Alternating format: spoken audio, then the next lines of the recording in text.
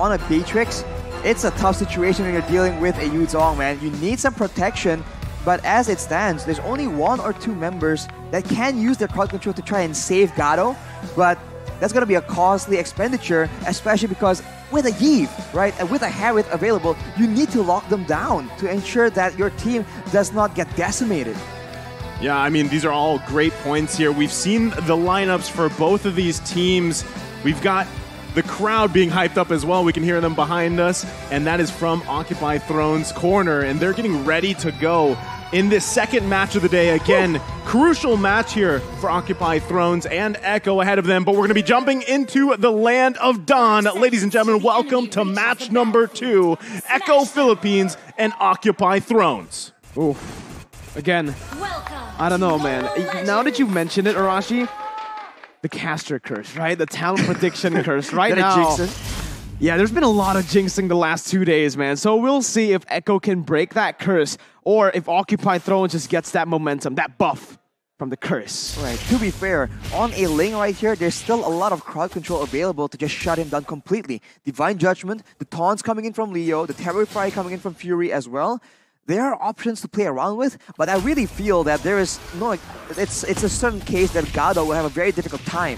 Maro, though, already forced to flicker early on here. Fury 77 rotates, again, helping his roamer out, but without that flicker early on, there's not much that he loses. Maro's looking for a cheeky steal. He doesn't get it, but he does get level 2. Playing with danger there, but Maro, he's going to stick around. He doesn't have the flicker, but early enough that it shouldn't really be too bad of a situation. Now that first turtle that does come up, you'll probably see Echo make a beeline for it and then force probably Occupy Thrones to try to contest that, or they just give it away and stay a little bit safer, right? Early game, try not to let that snowball get out of hand here from Echo, which we've seen them do before, and just allow yourself to build up here for Occupy Thrones. Look at the focus on the bottom side, though. They're going to be looking here for Benny Cutie, looking for a moment. Leo's going to go down. Yeah, he tries his best to just look for just a CC there, but again, it's not really going to hit for now. Benny's actually going to be able to win out in that trade against Gado, too. So that rotation towards the bottom lane, not really achieving anything at all. It's actually going to be Echo who utilizes that and punishes Occupy Thrones for revealing themselves in the bottom lane without getting anything. And Echo are controlling the turtle side now with the turtle spawning.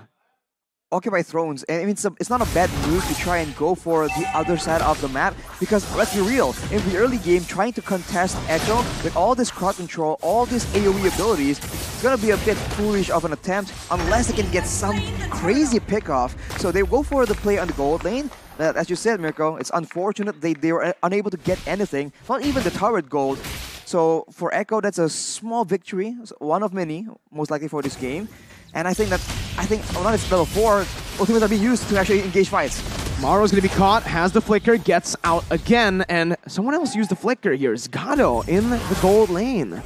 Yeah, I was just wondering, about this matchup here in the gold lane specifically. Gado, they have the news, right? There's no flicker available here. Gado's got to be careful. That's why we see Maro making his way too. But he should be careful. Walks up, gets knocked up, and that's first blood over to Benny QT. He had the information, right? You called it as well, Mirko. Flicker was down. They played around that, and now they also gave that kill to Benny Cutie, right? He's running that Harith in gold lane, has the mystery shop here. So the scaling there is going to be in his favor. It's going to make it really hard for Gado. Way the Dragon and Divine Judgment locking Carl TZ down, and it's Maro who picks up a kill. But look who's here, all the way for the XP lane. Sanford with the Petrify, getting Leo petrified as well to pick up a double kill as Hulk rotates over to the mid lane with a Brave Fire. He's angry. Sanji's going to be caught. Stunned up. Hulk picks up a kill and trades it back. But somewhere, it's still Echo who has the better trade. Hulk Smash. Hulk Smash coming in. That's a lot of damage that they can't ignore. And at least until later on, when they have some more items to deal with, this is what that Lapu Lapu can do. The Yuzong is a dangerous threat to the backline, but so is the Lapu Lapu. And in a way, a lot more dynamic as well. Way the Dragon by Fury 77, stealing it away. Just canceling out the engage or the pick potential that JP was looking for. Yeah, I mean, you have to constantly be worried if you are Echo about the Divine Judgment pickoffs, which we've seen Maro do, right? He's going to constantly press that situation in favor for Occupied Thrones. That's the tool they have. They're doing it here. Maro with Divine Judgment, the flicker. JP does the same, and he brings Gato back. The Spawn Force was popped in, and the Muse Passion is not enough to take Benny down. It wasn't even enough to take him low. Echo get the turtle too, and it is a disaster for Occupy Thrones. Echo right now controlling the game, 2.3k gold lead. It's a 2v3 outplay on the back of JP, just really identifying who he needs to kick under the turret, and I think that would just benefit them so much. Benny Cutie now 2-0. He has the mystery shop as well, so he'll be scaling a lot quicker than I think Occupy Thrones might expect. And on Harith, that's going to be very difficult because, again, we've mentioned it already, the lack of crowd control from the side of Occupy Thrones will be an issue in that mid-game. JP, again, just so lethal on this Cho.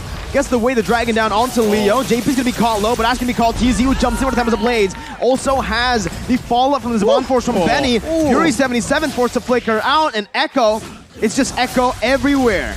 Maro, though, he's still holding on to the Divine Judgment, but they give it the recall here. That's the thing, right? I mean, I feel like if you're Occupy Thrones, you've already tried a lot here in the bottom side. Gato, unfortunately, is 0-3. He is falling behind in terms of farm and everything else and itemization, so it makes it even harder for him. And that's why you see Echo, right? They know this weak point here, and they're going to keep pressing it until at least they get that tier 1. And that's what we see even JP doing here. But let's take a look at the items on how this is all resulted out. Rashi. Right, I mean, it's such a high-paced game.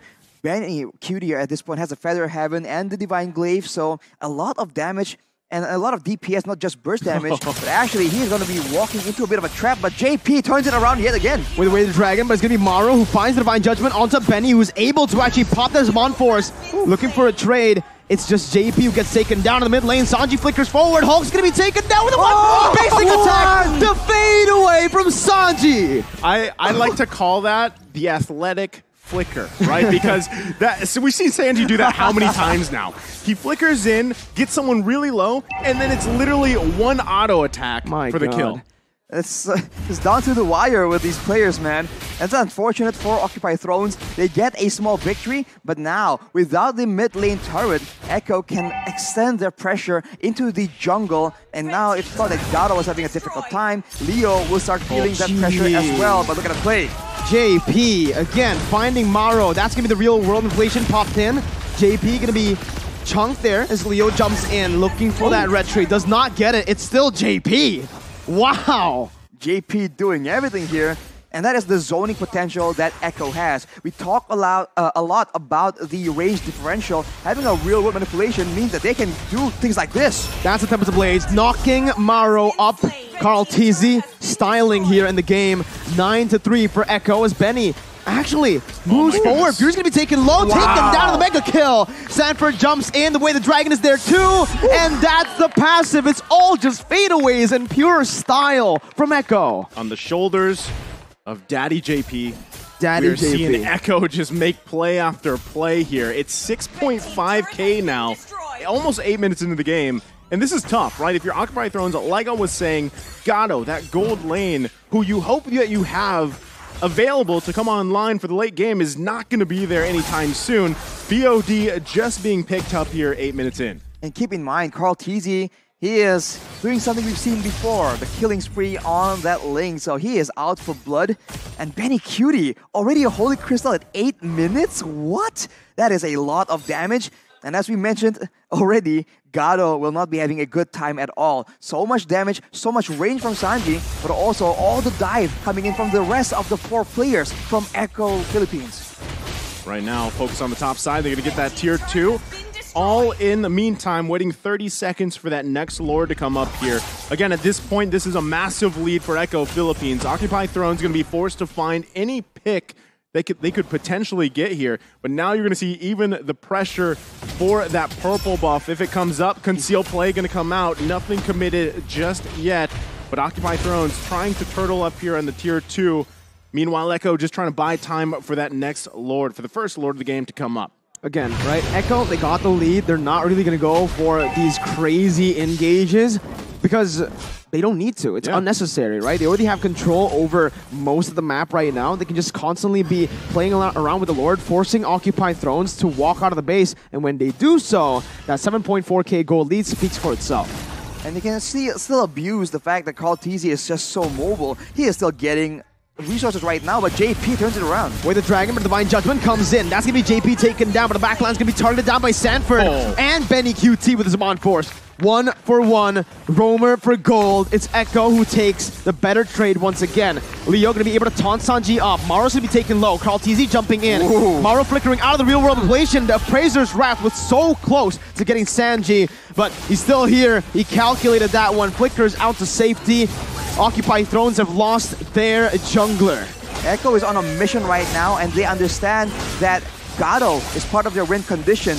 We saw that Sanford was able to actually get on top of multiple members earlier in that fight, but he ignores everyone and heads straight for Gado. That is dedication. That is a man of focus, determination, and sheer will. JP is a man of violence. Oh, but there's another kick. Sanford, they're going to be targeted by Hawk as he smashes towards the back line, but Gado just gets melted down by Carl TZ. What is he supposed to do? He just can't, withstand that damage anymore, man. I mean, 10,000k at this point, right? 10 minutes in. 10,000k, that's a lot of gold. 10,000k, that is a lot of gold. And they're marching, right? I mean, you got to handle this Lord, Occupy Thrones. That's the question. Can they even hold on this long enough? They have so much high ground damage as well coming in from Echo Philippines, and I can't help but feel like Occupy need to play a bit more defensively, but Echo won't let it happen. JP again with an engage, but will be caught, but Sanford finds the Petrify onto 3, the Furious Dive onto 2, and a kill on Gado. Mid lane base are going to be taken down now by Echo as they're looking to end the game. Benny just styling with his Mon Force under the base, under everything. Leo is still not able to find a kill. It's a legendary by Benny, and it's Echo who are still undefeated in groups. They just stomp down, march through the base, understanding that they have all the tools available, and they are rationing their utility so well. They don't waste any spells. There's not a single moment in this high-action, high-paced game where we thought, wow, that was a bit overkill. Everything is rationed to perfection, and Occupy Thrones, man, they just got outclassed. It was 12,000k. 12,000. But jokes aside, Echo disciplined.